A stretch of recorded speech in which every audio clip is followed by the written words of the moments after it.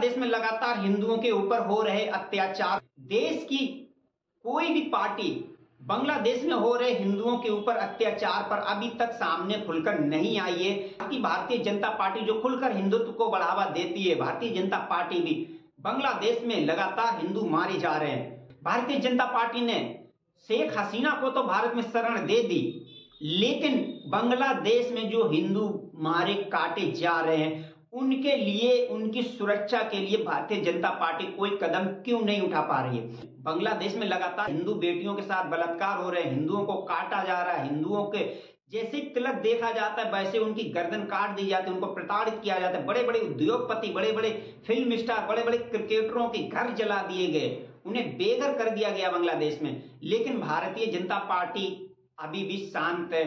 नरेंद्र मोदी वसुधैव कुटुंबकम का नारा देते हैं, देश को एकजुट करने का नारा देते हैं, विश्व को एकजुट करने का नारा देते हैं। कहां गए नरेंद्र मोदी जी के वो नारे? आजादी के समय जब भारत से पाकिस्तान को अलग किया गया था और 1971 में जब बांग्लादेश से पाकिस्तान को अलग किया गया था, पाकिस्तान में भी हिंदू थे, बांग्लादेश में भी हिंदू थे और भारत में भी हिंदू हैं।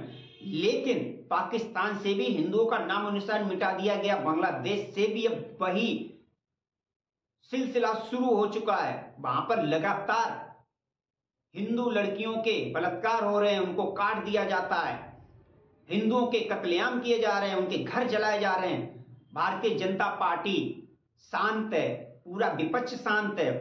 यदि भारत में किसी भी मुसलमान के साथ ऐसी घटना होती तो भारत की सभी राजनीतिक पार्टी एक हो जाती हैं, रोड पे तांडव करने लगती हैं, नंगा नाच करने लगते हैं, सड़कें जाम कर देते हैं। वो भारत की राजनीतिक पार्टी कहां गई?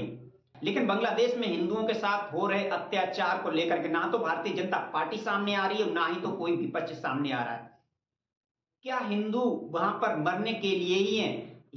पाकिस्तान में और बांग्लादेश में लगातार हिंदुओं को प्रताड़ित किया जाता है, हमारा देश शांत रहता है।